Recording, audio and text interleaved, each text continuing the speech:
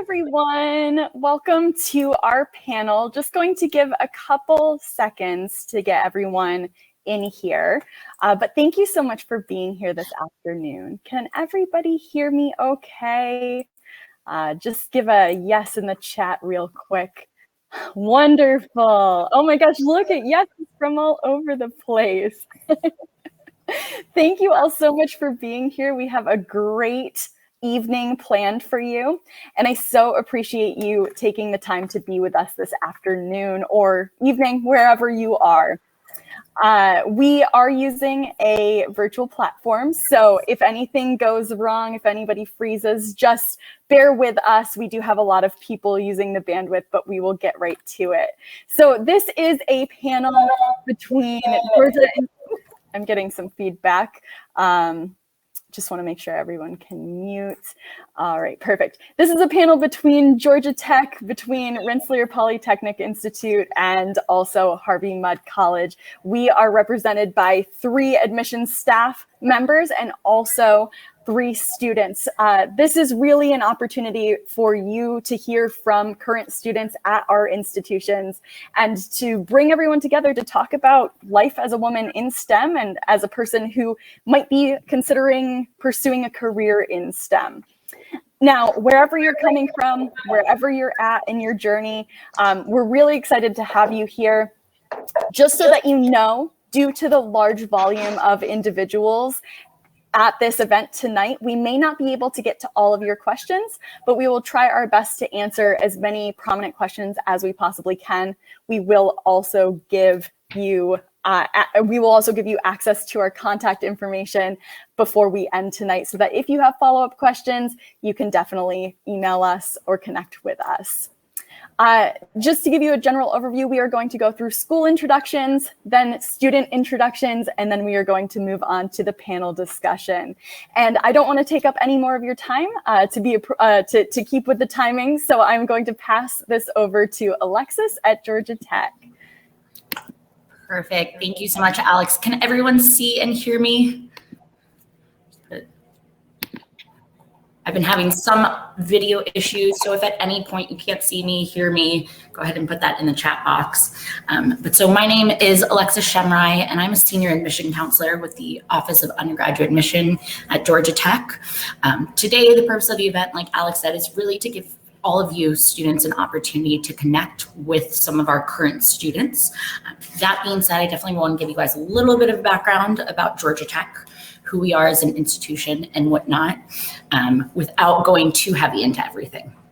So as you can see here on the slide, it says progress and service, and that's one of our missions, our mottos. And Georgia Tech students are all about really creating what's next, finding a solution to things, figuring out how to improve processes and systems that are already in place.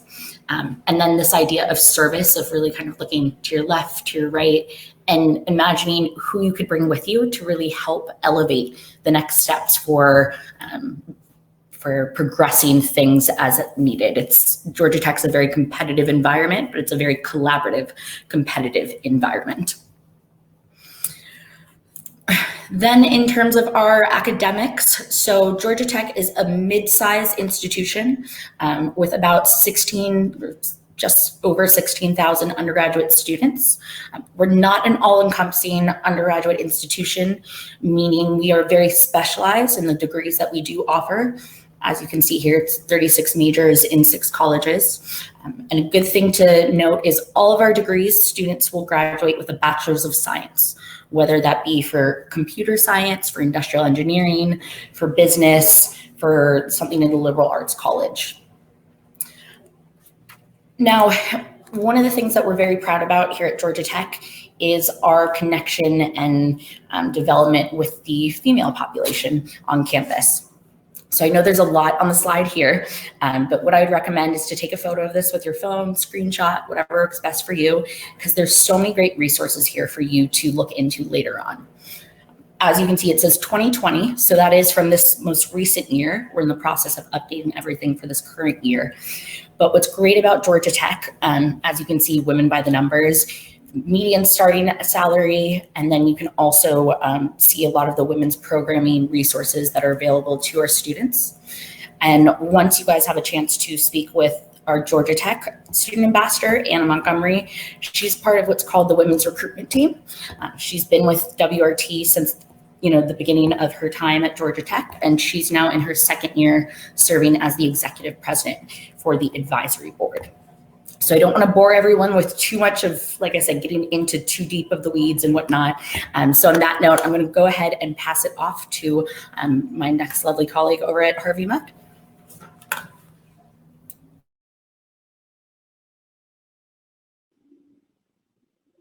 Hi, everyone. Okay, awesome. My name is Shayla Bizak Martinez. I am a college counselor at Harvey Mudd. Harvey Mudd is a small STEM-focused liberal arts college located in Southern California. So as I just mentioned, Harvey Mudd is a small liberal arts college, but our emphasis is on science, math, engineering, technology. Our goal is to provide students with a broad-based education, not only in the STEM fields, but in the social sciences and the arts too, excuse me. We want our students to be equipped with all things STEM, including technical, mechanical skills, but also social and interpersonal skills that are going to make them really awesome team members and contributors to society in general. Over the last decade, Harvey Mudd has worked really hard to create an environment that is supportive and engaging for everyone. We aim to build confidence and community among our underrepresented groups and really demystify the path to success when it comes to STEM. And this definitely helps our student body succeed as a whole. So if I can go to the next slide. Thank you. At Mudd, women are represented in the student body with 50% of the class identifying as women. But this is also represented in our leadership and our academic departments. So more than a third of our professors at Harvey Mudd College are women, and this is very distinctive among STEM institutions. Having 50% female student body is also very distinctive among STEM institutions in particular, and we're very proud of that.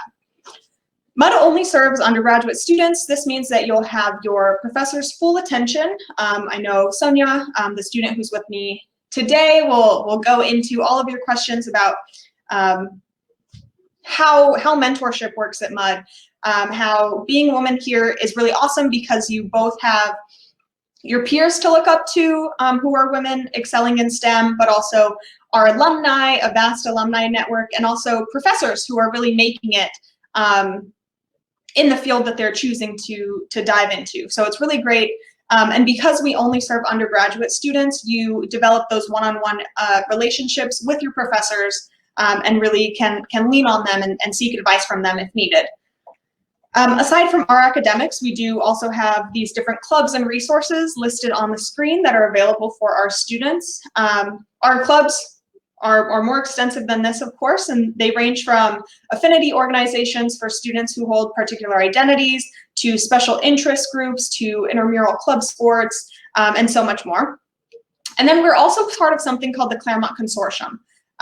So with this, not only are students getting access to what Mudd has to offer, but also the offerings at the 4 colleges that are our neighbors. In general, Mudd is a really great place for students who want to dive deep into STEM while exploring the humanities, who care about having an impact and knowing the consequences of their work, and for those who want to experience the really, really beautiful landscape and environment that Southern California has to offer while being part of a collaborative and supportive community. So with that, I'm going to go ahead and pass it over to the next person. Thank you so much, Shayla. All right, so just some brief information about RPI. Rensselaer was founded in 1824, which actually makes us the oldest technological school in the United States, or in the English-speaking world. We're also the first school in the United States to offer a degree in engineering. We are located in Troy, New York. For those of you who don't know where that is, we are right outside of the capital city of Albany, and we're about a 3-hour drive to Manhattan, to Boston, Massachusetts, and also to Montreal. We serve both graduate and undergraduate populations with a focus on the undergraduate experience, and we're considered a medium-sized research institution with around 6,200 undergrad and 1,600 grad students. Our students represent all 50 states and around 19 countries at the undergrad level. And our educational priorities really focus on interdisciplinary learning and innovative teaching so that we prepare students in all 5 of these schools listed here to be creative and to be resilient problem solvers when they enter their industries.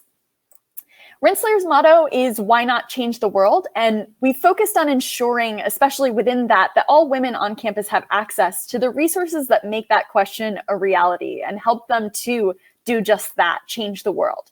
Women make up 30% of the population on our campus, and they benefit from a very supportive and vibrant environment within which to learn and to grow, both in education, but also in their careers. There are a lot of different experiences and supports that work to center female voices without tokenizing their presence on campus and in our classrooms. Our support and our experiences, as you can kind of see on the screen here, range from small to large. We have residence halls that offer special interest housing. We have 5 sorority chapters. We have women's varsity athletics and a ton of different clubs and activities. I can't go through all of these, but I would like to highlight specifically the Women's Mentoring Program, which is an organization on campus that many students find crucial to their experience here. This group is designed to connect first-year students with a mentor based on their major, their interests, their hometown, even before they arrive on campus and throughout their first year. The Women's Mentor Program provides opportunities for connection and community support, but also professional development and networking. Your life after Rensselaer is really important as well. Our alumni are well-connected people, and we have a rich history of notable alumni, including Claire Fraser, who was a human genome pioneer, Carly Strife, the co-founder and COO of Bark & Co. They're the people who make BarkBox, which is a subscription service for your dog, and even Denise Gray, who is the current president of LG Chem's Michigan Tech Center.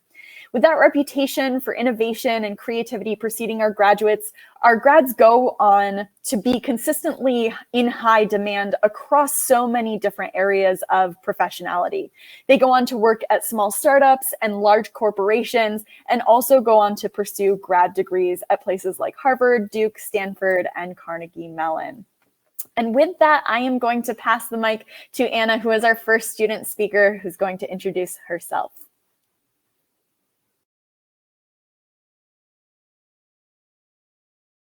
Okay, I hope everybody can hear and see me. Hi, my name is Anna.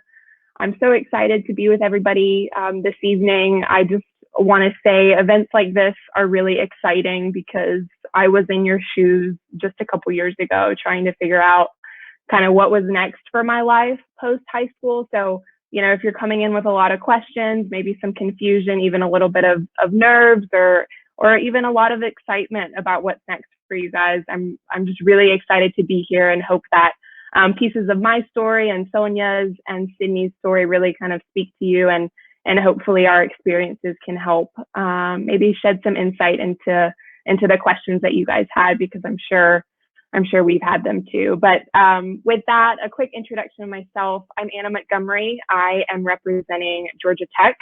I am seeking a degree in business administration with a concentration in finance. Now, business is not even technically a STEM field, but as Alexis mentioned at the beginning, Georgia Tech, the way the degrees are designed is that everyone gets a bachelor's of science. So life at Georgia Tech, whatever major you're in, whether it's explicitly STEM or not, there are lots of STEM components, and it's very much interwoven into my education. So, you know, lots of math requirements, science requirements, computer science requirements, even as a business student. So I've loved my time as a business student and have also really enjoyed the atmosphere of Georgia Tech, you know, and getting to learn from my peers. So I could say a lot more about that, and I'm sure we'll get into it. But I'm also pursuing a minor in leadership studies, which I really enjoyed, and I am going into my 4th year. I'll start my last year on Monday, actually, so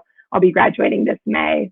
I am originally from Snellville, Georgia, so I am from in-state, but Atlanta has definitely been a whole new world for me, and I've really enjoyed being at Tech and being in this city, so that's been great. A few notable campus involvements as Alexis mentioned earlier, I am the president of the women's recruitment team here at Georgia Tech. We serve under the Office of Undergraduate Admission as a body of students, of female students who are really just here to interact with prospective students to help answer your questions about college. And just, I was a high school senior who went to a women's recruitment team event and just felt really supported by getting to interact with students from Georgia Tech, specifically women at Georgia Tech, hearing their stories and their experiences. And I think that's part of what made me take the leap to come to Georgia Tech. So I'm really grateful for the women's recruitment team. And that's when I knew I wanted to be on it if I came to Georgia Tech. So it's really an honor to be able to serve as president. A few other things that I'm involved with, Serve, Learn, Sustain. I've done multiple things with them, but they are looking at how do we weave social impact and sustainability into every thread of our academics. And so I've gotten to do that multiple ways. They have an internship program where I got to intern with a nonprofit here in Atlanta called the Center for Civic Innovation. They are working to address social and economic inequality in Atlanta. That was an amazing summer, an amazing experience, and I'm really grateful for my coworkers there, and I could speak a lot more about that. But also Eastern Europe study abroad. I got to go to Eastern Europe this summer after my first year to study what social impact looks like in Eastern Europe, which was fascinating and really interesting. And then finally, Innovating for Social Impact. This is a certificate program that Serve, Learn, Sustain does, where you take courses that, again, are about the intersection of STEM and business and social impact. And I really enjoyed being able to pursue that. So Serve, Learn, Sustain has offered me so many opportunities that have just been amazing and really kind of impacted where I want my future and my career to kind of land post-college. That's been great. And then two other quick notable things. I got to do a consulting project with Children's Healthcare of Atlanta, which is a major children's hospital in the Southeast US. That was just amazing proximity. I mean, we got to interface with the board of that hospital, the executive leaders. And so just highlighted that as some of the opportunities that Georgia Tech really does provide to its students of getting really great experience and getting to interact with, so many people and so many institutions. So I love that. And then finally, I'm a member of the Financial Management Association, which has been a great place for me to really get plugged in more into my studies with finance and career development and whatnot. So with that, again, I'm really excited to be here and excited to start answering some questions. And from here, I'm going to pass it on to Sonia to introduce herself.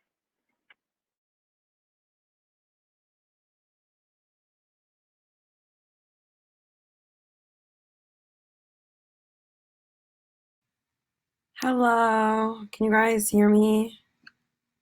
Yes. My name is Sonia Bliss. I go to Harvey Mudd College, which is in Claremont, California. I'm actually from Claremont, and I decided to stay in Claremont to go to Harvey Mudd, which I think is evidence of how great Harvey Mudd is. I'm getting my BS in computer science, and I have a concentration in Japanese rising junior. At school, I play volleyball. I didn't put this on the slide, but I'm on the volleyball team. And then Black Lives at Mudd.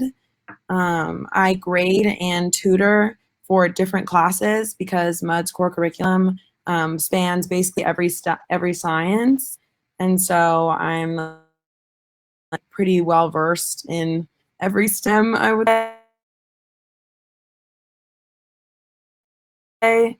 And so I grade and tutor physics, and you kind of get that experience being at Mudd. And then I'm also a part of Management Leadership for Tomorrow, which is like a tech career prep program for Black and Latinx people in STEM. And that's me.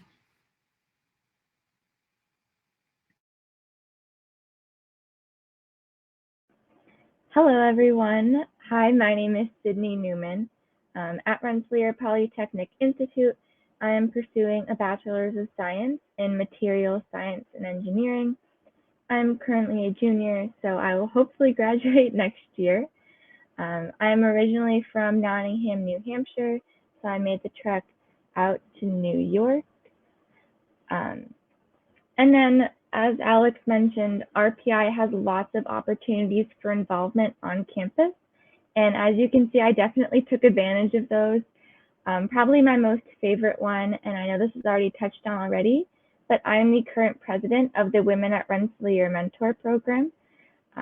And I think Alex did a great job introducing it, but I'm just going to go a little bit more in depth because I'm so proud of it. So what we do is we actually pair incoming freshmen who identify as women, and we put you in a small group with an upperclassman and about 3 or 4 other women in your major. And you meet each week and you talk about a topic that's really important, especially for women in STEM. So for example, our curriculums have included imposter syndrome, smart goal making, how to stand out in a room full of men and gain that confidence. So it's a really, it really alters your path at RPI and allows you to network with other strong women and create that great community.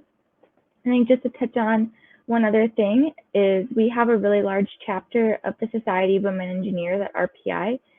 We have people who are not even women, who are not even in engineering, and it's a really great group. We meet and kind of really create those bonds. So you know a woman on campus, you never feel alone or like you are a minority on campus because you have all of these wonderful people supporting you.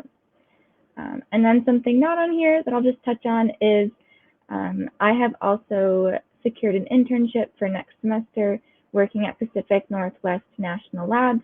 I'll be working in their machine learning labs, creating a model for identifying the materials microstructure. And I actually got that through connections from the Society of Women Engineers. So that's me. We can go to the next slide. It's open up to questions. So if anybody has questions, feel free to put those in the chat or in the questions box, and we will try our best to answer them.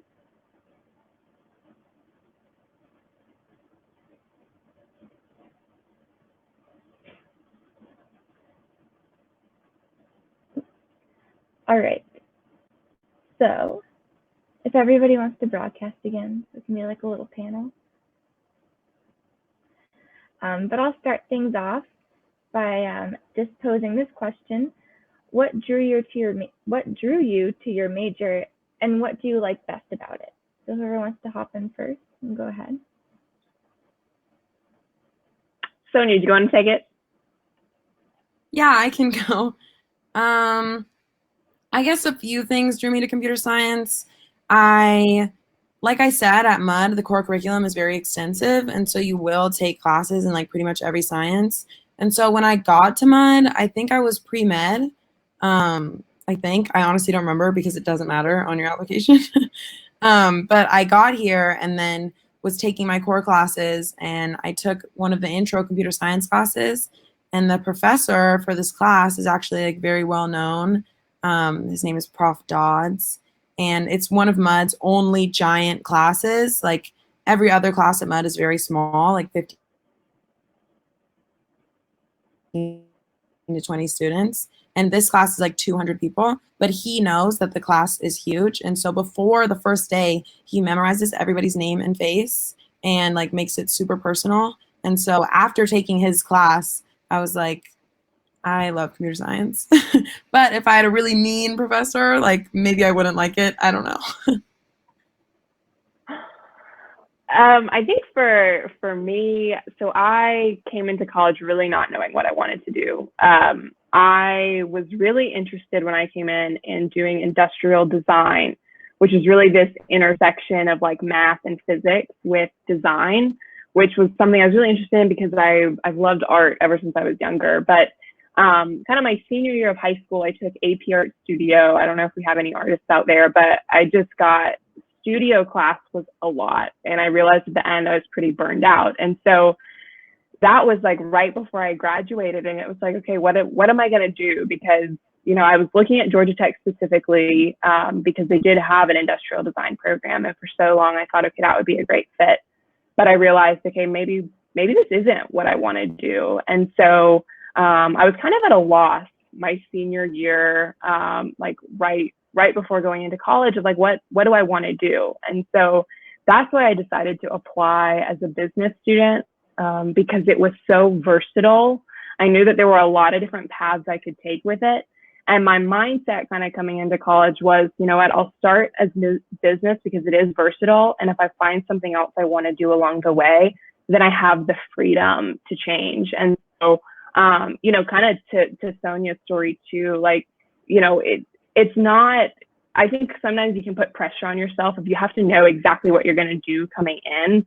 That's really not the case. You know, there is flexibility in your schooling, you know, such that if you get to wherever you go to college and realize, I want to do something else, like that's okay. And there are avenues to do that. And honestly, the process is pretty seamless. So, you know, that's kind of where I landed. And so I entertained industrial engineering for a time. I was still trying to think through industrial design when I got kind of my first year at Tech, but ultimately I loved the business program. And I just realized like that's where I wanted to stay.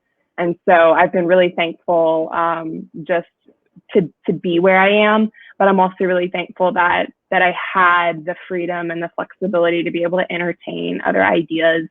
And so, yeah, that's just one thing I would say is don't put too much pressure on yourself to feel like you need to know exactly what you're going to do coming in. Like keeping an open mind of like really exploring and kind of, you know, as you take classes and meet professors, you know, that will help kind of dictate maybe where your passions really lie. So, yeah, but that was kind of my story and yeah. Cool. I mean, I think I've had a different experience than either of you. I'm a planner. I knew exactly what I wanted to do. I knew that I wasn't really interested in more of the mechanical side of engineering. I was like in robotics in high school and I did not like it at all.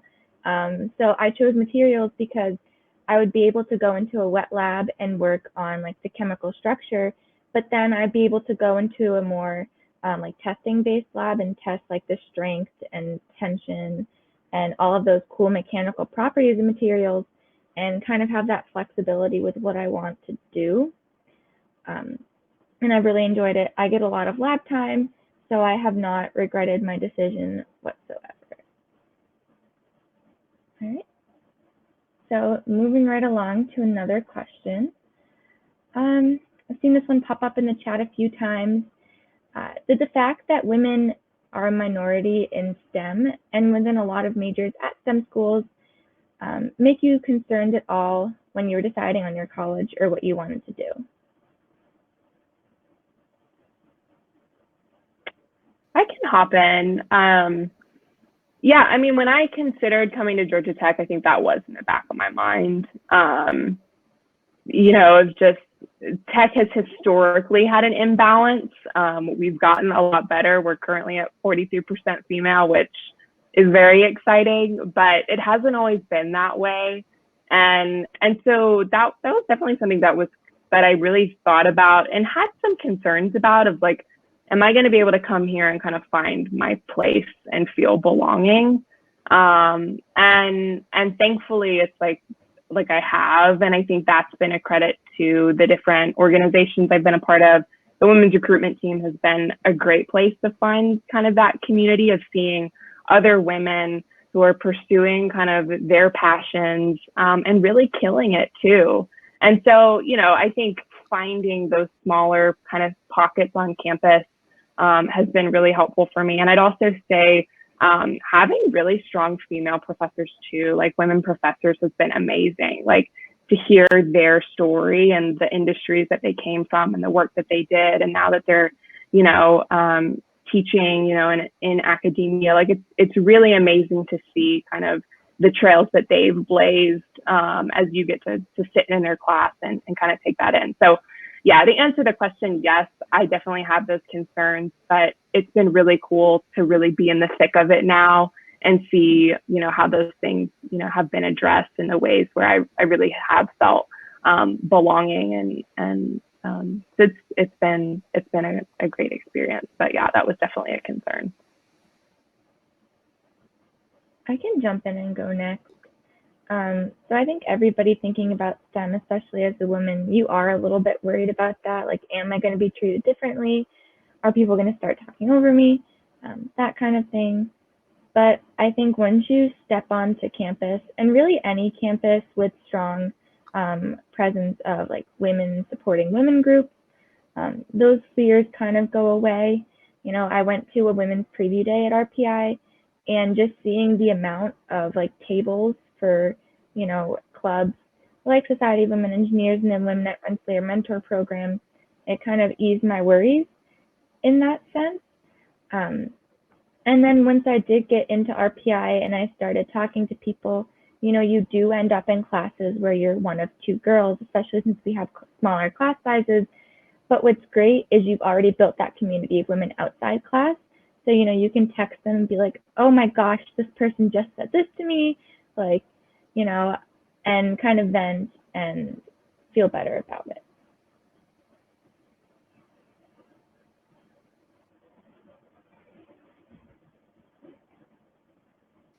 Can you hear me right now? Yeah. Okay. I think my answer kind of echoes Sydney's and Anna's. I wasn't super worried about like entering STEM as a woman because I know just growing up, like the only thing I've ever been interested in is science. And so like there was no question that this is what I wanted to do.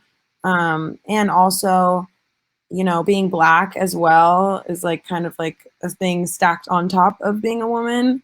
And so like there's always going to be something, and so you might as well just do what you're passionate about and do what you want to do. And I think it's important to get to whatever school that you want to be at, and make sure that you feel heard and listened to and powerful and strong, and that's really important. Yeah, kind of going off that. Yeah, that was really good. Feel supported and strong. Oh, that was so great. All right, so kind of going off of that, what made you choose your schools, just in general?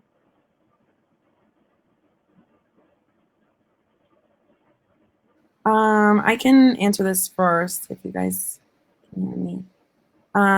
So like I said earlier, I am from Claremont, and I don't know about everybody in this chat, but when I was choosing a college, I kind of wanted to like get away from my parents, like freedom type thing, you know?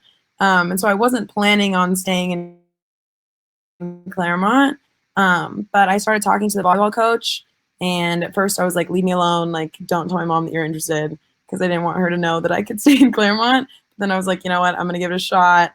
And I started like looking into Mudd, and talking to some of the girls that go to Mudd. And what really drew me to the school is that one, it's very small. The class sizes are very small, and so you have like very personal relationships with your professors. Like they care about you and they want to get to know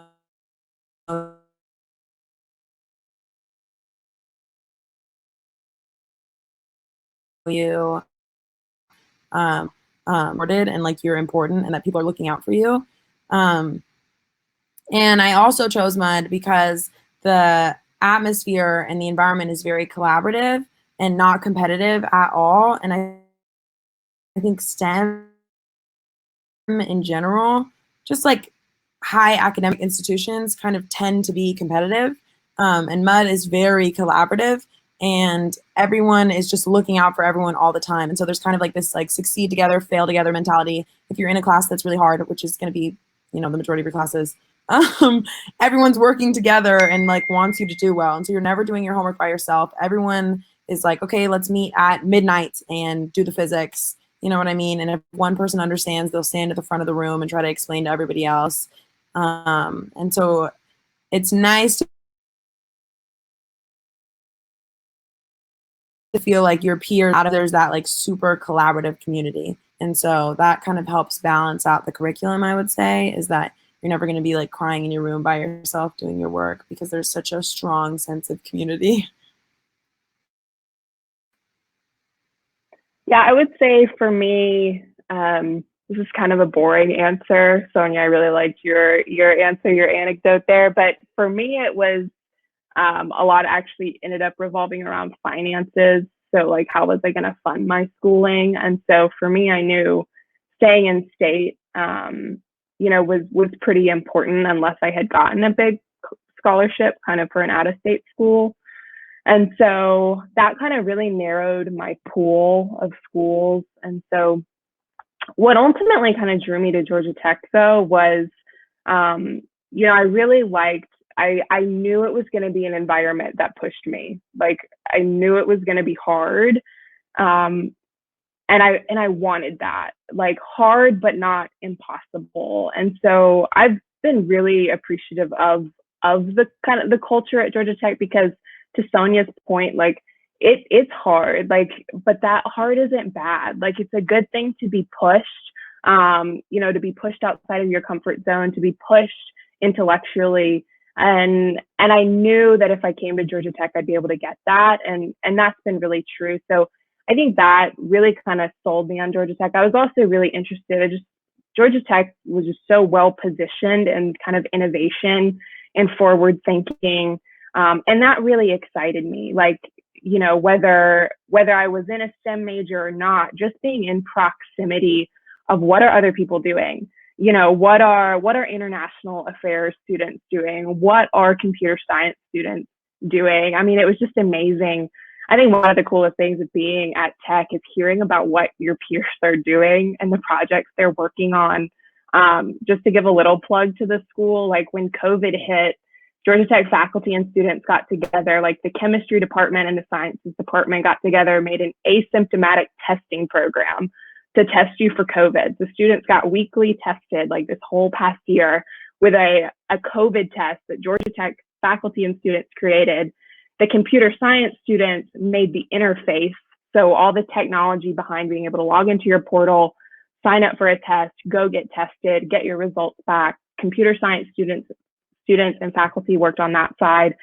Industrial engineers worked out the logistics of it all. Like, it was a campus-wide effort. And I thought that was just a very, very fitting reflection of the culture at Georgia Tech, and why I wanted to come was because everybody was bringing their strengths to the table, being pushed, and really deepening their knowledge and their strengths. And you get to do it together. And to what Alexis said about the school in general, it's like, our motto is progress and service. So yes, we're very STEM focused, but it's how can we use the strength and the knowledge that we have to improve the human condition, to make, society better. And so I thought, just kind of seeing that come together with COVID, it was like, that's why I chose, this school, as I was just really excited to see, all kind of our peers come together and create something really amazing. So it started out with the finances, financially, it made the most sense for me and for my family, but I also just was drawn to the culture and the collaboration and the innovation. Yeah, so I think I've had similar reasons to Anna and Sonia. RPI is a really collaborative environment. I think something that really resonated with me is kind of the vibes of campus. I just walked around for a couple times when I was deciding on schools, and I call myself directionally challenged. I got lost a few times, and a bunch of students were, very quick to stop, ask me where I needed to go, and they walked me there. So it's really just that feeling of, people are there to help you. And then once I did go to RPI and I started going to professor office hours, professors would get upset when nobody came to their office hours because they want to talk to you and they want to get to know you. So that feeling of, having that support, as well as within your peers, you sit and lecture. And as I mentioned, STEM is hard. You're sitting in this engineering class learning completely new material. You get lost. So it's great to turn to someone and be like, hey, do you understand this? And a lot of times, they can help you and kind of walk you through it. And then other times they're like, nope, I have no idea. And you can kind of just laugh it off and go talk to the professor after. So it's just a really great environment to learn in and to kind of grow and find yourself. All right. So next question. I know you guys have had a lot of cool activities and orgs. So what motivated you to get involved in, your activities and organizations? And then how have they helped you grow as a person? Yeah, I can jump in. I would say for me, definitely one of my biggest involvements is the women's recruitment team. And, I was a direct beneficiary of Georgia Tech's women's recruitment team as a prospective student. As a prospective woman student, my senior year of college, I was still deciding like in April, like I think you're supposed to like make your decision like the first week of May or whatever. It was April and I was still like, what am I going to do? Like, I don't know. I don't have clarity. And I went to a WRT event. That's the acronym, by the way. A WRT event on Georgia Tech's campus, and just had to ask some of like my real, raw, kind of honest questions about what life kind of at Tech would be like, and just hearing from, women who were currently in the thick of it and like, what has it been like for them? And so I knew kind of walking away, I think I had already been tipped over the edge a little bit after that event. And I just told myself, it's like, if I do go to Georgia Tech, that's an organization I want to be a part of. So it's been amazing to be able to be a part of it. I applied my first year of college and interviewed and was able to be on the team. And then from there, I've just loved connecting with prospective students. I love talking, answering questions, because I was that person, and so that's, for me, I just see a lot of myself in it, and I was always drawn to it. And so, after I completed my first year, I just wanted to get deeper, involved. And so, got to be on the advisory board. And then my junior year, interviewed to be the president, and have just loved it, because ultimately it's like at the core, again, I was a beneficiary of the work WRT did. And it just gave me a really, really big passion to kind of keep, that mission, going and thriving. And so that's one place for me where I have just loved getting plugged in. And it's been on a professional development side, I've gotten so much experience of what does it look like to lead a team? What does it look like to organize meetings? How do you write an effective email? Like little things where it's like, oh, of course I know how to do that. But when, the kind of the rubber hits the road, it's like, just learning, again, skills in leadership and skills in collaboration. The women's recruitment team has really afforded me so much personally and professionally. And so there's other things I could talk about on campus, but I'll just go ahead and highlight that one for now. I can go ahead. I'm going to bring it back to Women at Rensselaer Mentor Program. We also call it WMP. So I first heard about WMP when you commit to RPI, the president sends you an email inviting you to be a part of it. You don't have to apply. You just have that option to join as a resource. And once I started being a mentee and going to those meetings, I gained really valuable experiences. I knew someone in my major who had already gone through their first and second year. And then I also got to hear about their experiences, using the skills we were learning about, emotional intelligence, learning how to speak up for yourself, which is really important. So I did gain those skills as a mentee. And then because I loved it so much, I applied to be a freshman rep. And then I just continued moving up until this year. I was voted in as president, and it's been a really cool opportunity so far. We just sent out the mentee group, so they're starting to meet with their mentors. And it's really rewarding. People who are mentees will come back as mentors because they love their experience so much and they want to pass it on. And I think that just really speaks for itself, at RPI, a place where you have so much going on and you have, not as much free time to join all the clubs you want to join. It really shows how important something is when you devote enough time to it each week. So I just absolutely love that experience.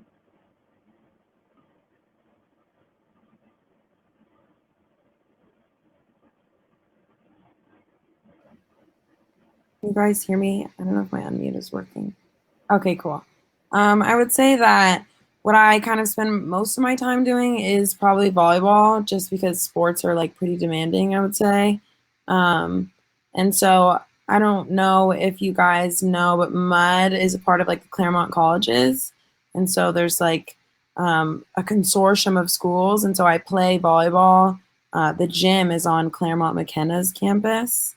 And so part of like going to Mudd is like spending a lot of time on other campuses. That's an option for you. You can kind of do that however you'd like.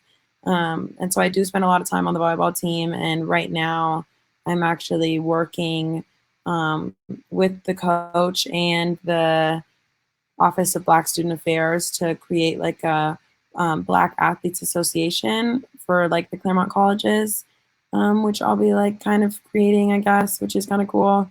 And then I also spend a lot of my time doing the management leadership for tomorrow, which is what I was kind of mentioning earlier. And that's super rewarding. If there are any people who identify as Black or Latinx, I would super recommend applying.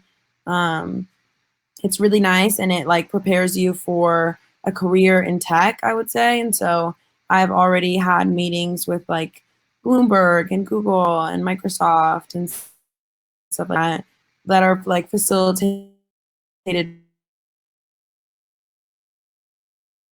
by this program that I got accepted to. And so Toad will help you with whatever you need. Cool.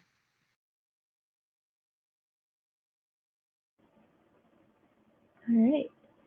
So we have noticed that a lot of you have been asking, what have you found the most difficult about being a woman in STEM or college, or just kind of in general?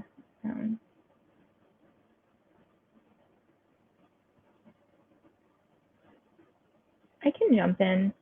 I think I've mentioned this before, but definitely imposter syndrome has been the most challenging part for me. You know, there is nothing wrong with having that, but it's definitely something that I need to work on myself. For those of you who don't know, imposter syndrome is being in a situation that you have earned or you deserve and you belong there, but you know, you feel like you don't belong and you are not worthy of being there. And I think that's definitely prevalent as a woman in STEM, and a lot of the women I've talked to do struggle with it. But you know, it's something that you work at, and I have never experienced being put down because I am a woman in STEM. I've generally found environments to be supporting. You know, there are lots of initiatives being put in place. And actually the lab that I'm going to in the fall has a program to help women with imposter syndrome. So it's definitely not hard to overcome once you put the work in. So yeah.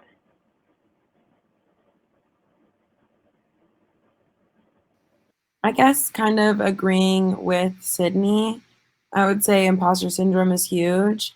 And that's kind of like part of being a woman in STEM, but also just like going to a high academic institution.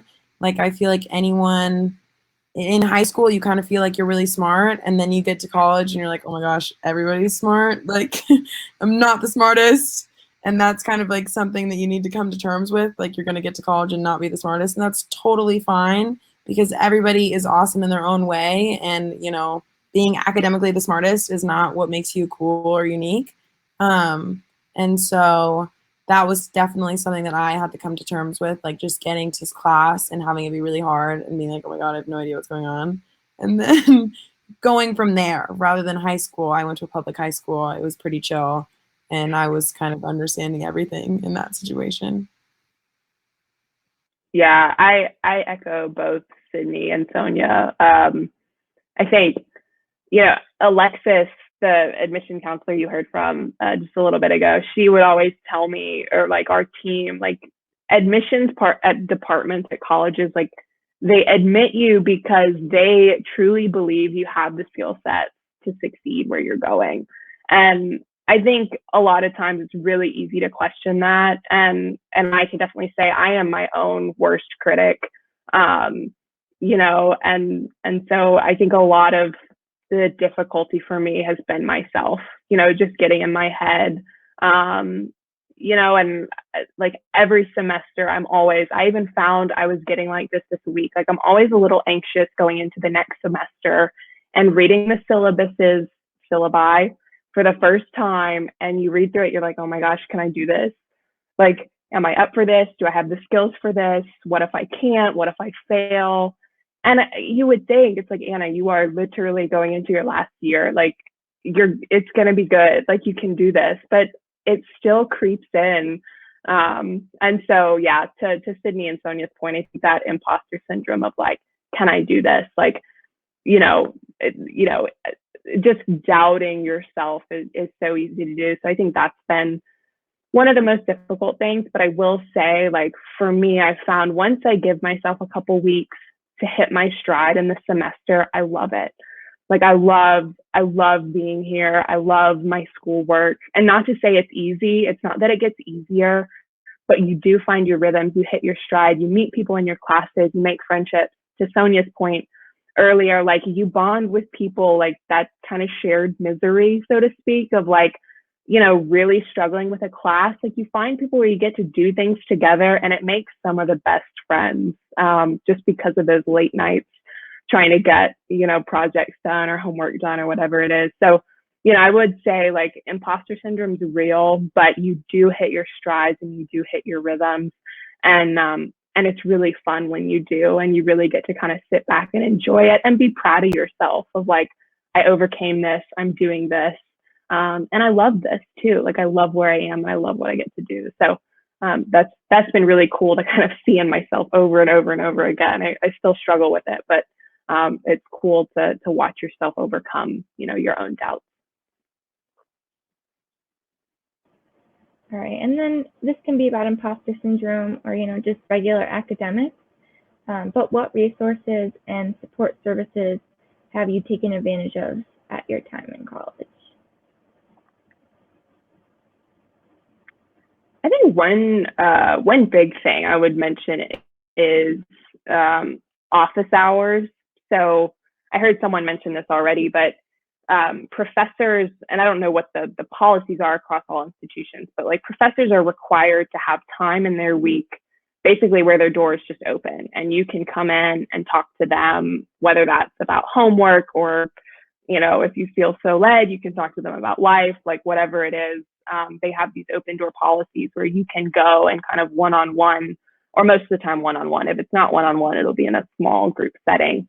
Just go and talk to them. And that's been a really great resource, I think, that I've utilized over the years.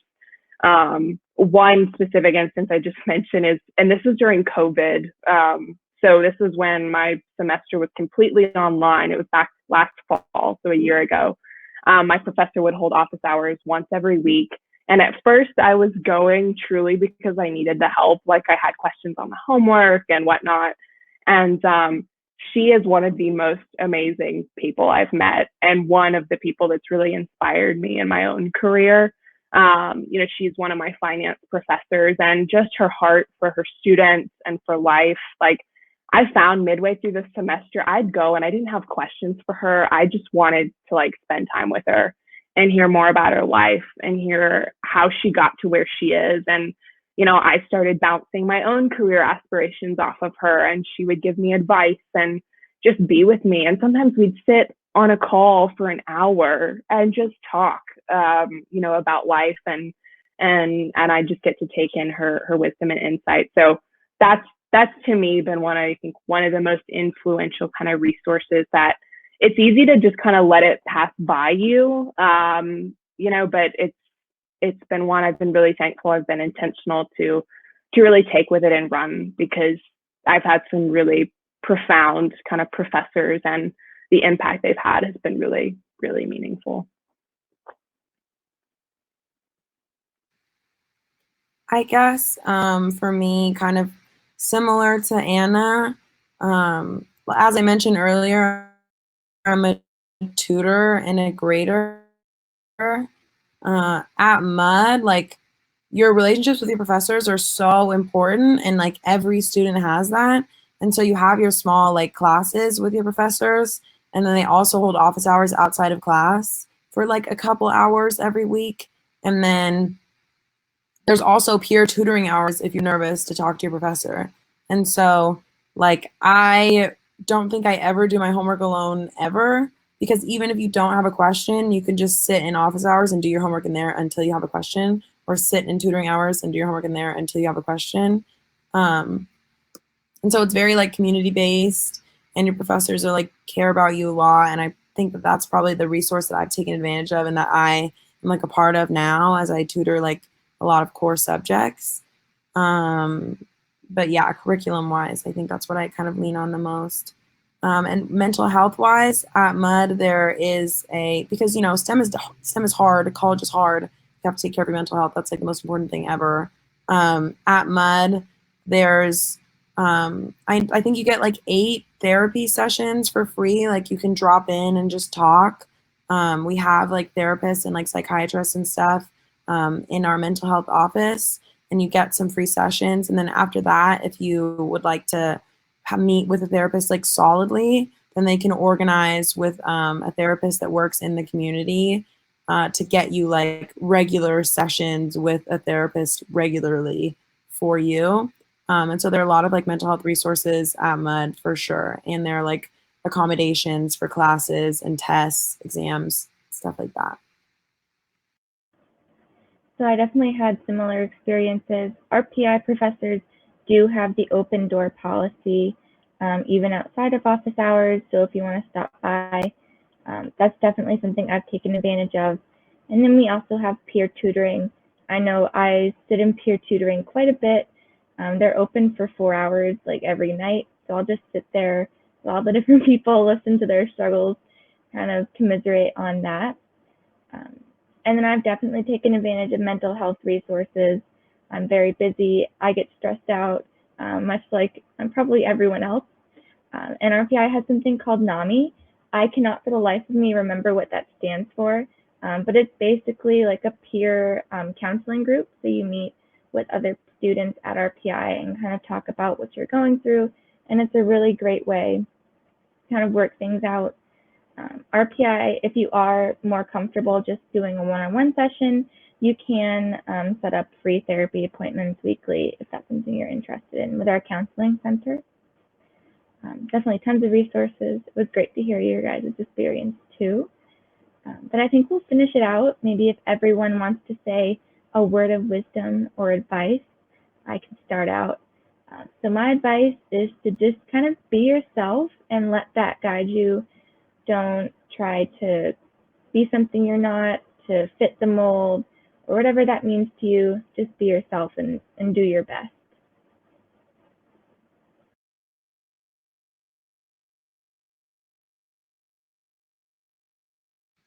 I can go ahead.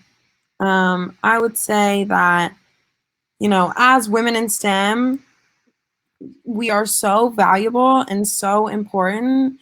And, you know, I firmly believe in my like, you know, years of science experience, I guess, that like diversity of minds is what propels innovation. And so, you know, as women in STEM, we are so valuable, and it's important to recognize your worth and make sure that you feel heard and powerful in every room that you step in. And so you shouldn't let your identity discourage you, but you should, you know, you should feel more empowered and more valuable for it, I would say. And also when you're choosing a school, just go with your gut and where you feel most comfortable and what feels like home to you, because, you know, every school has amazing things to offer, and it's really about like how you feel when you get there. Like, do you feel like this is the place for you? And so think about that. Forget prestige, forget all that. Think about where you'll fit in and be the best version of yourself. And remember that you're unique and awesome and wonderful and valuable. Yeah, I love that. I would say don't fear failure. Like, don't let your fear of failure hold you back from trying things. You know, I can be very prone to do that. I like to stay in my comfort zone, but know that failure really is not the enemy. Like, it's going to, as cliche as it is, it's like you're going to learn from your failure and it's going to make you stronger. So I would just say, you know, kind of as much as you can, I know it's a lot easier said than done, just just have that boldness in yourself of like going out and stepping out, not to seek perfection or to rise to the top immediately, but just stepping out to learn and to grow. And it's going to be amazing, you know, where life is going to take you. And on a practical note, I love Sonia's point, like going with your gut with school. I would like to say, I don't think you can really make a wrong decision. Like if you have multiple schools that you love, like go with your gut. You're going to find your place and your people. And so I just don't think that there's necessarily a wrong choice. So finally, I just want to say, if anything resonated with you, I am always here to talk. Again, it's like I love answering questions. So if anybody has any follow-up thoughts or anything, please reach out. But it was great to be here today.